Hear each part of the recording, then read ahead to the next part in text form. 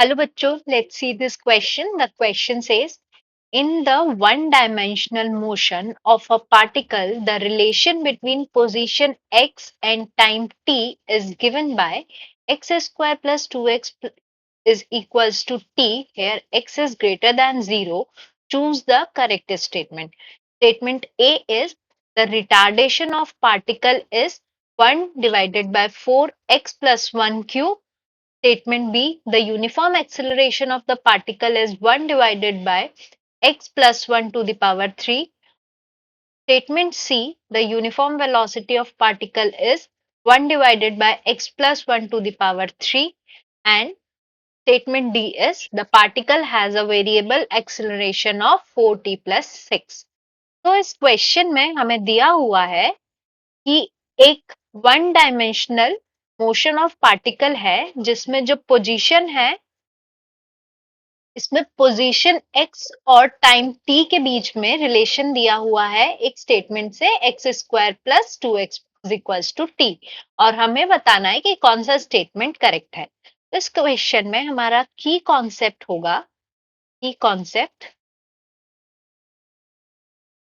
कि अगर हमारे पास पोजीशन x से डिनोट की गई है और टाइम t से, then velocity is given by dx by dt, that is change in position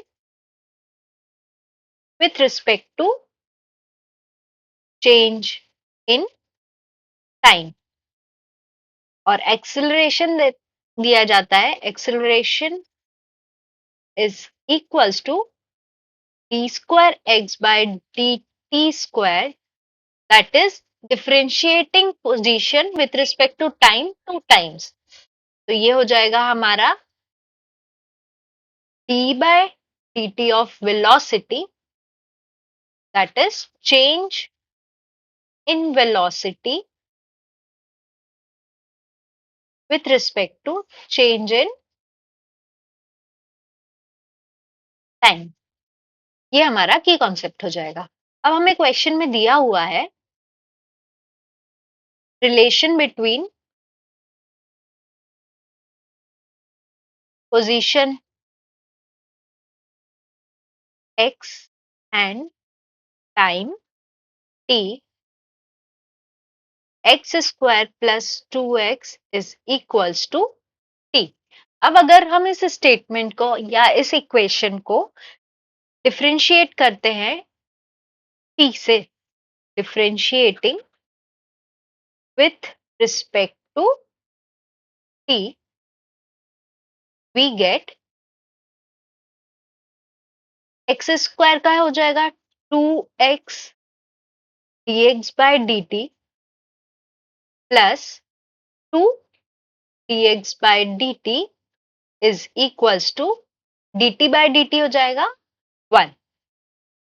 अब इससे हम लिख सकते हैं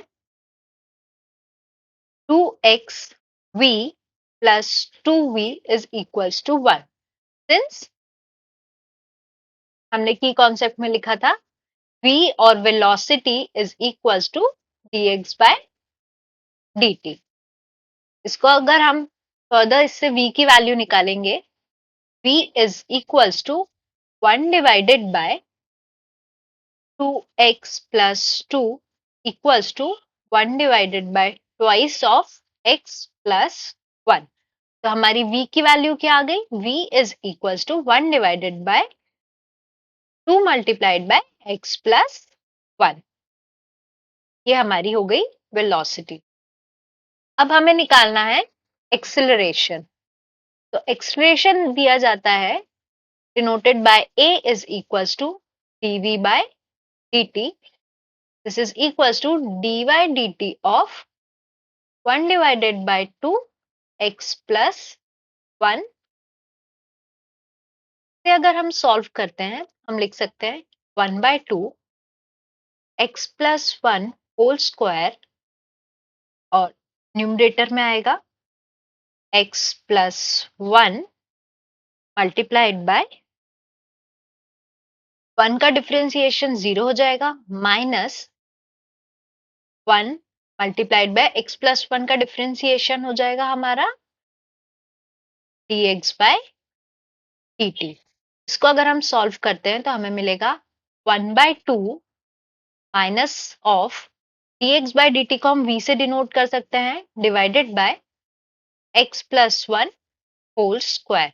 अगर इसमें हम v की वैल्यू पुट करते हैं तो we get -1/2 x plus 1 whole square multiplied by v, तो v की वैल्यू थी, यहां से हम कैलकुलेट पुट करेंगे, it is 1/2 divided by x plus 1। इसको अगर हम फर्दर सॉल्व करते हैं तो हमें मिलेगा acceleration is equals to -1 divided by 4 x plus 1 to the power 3।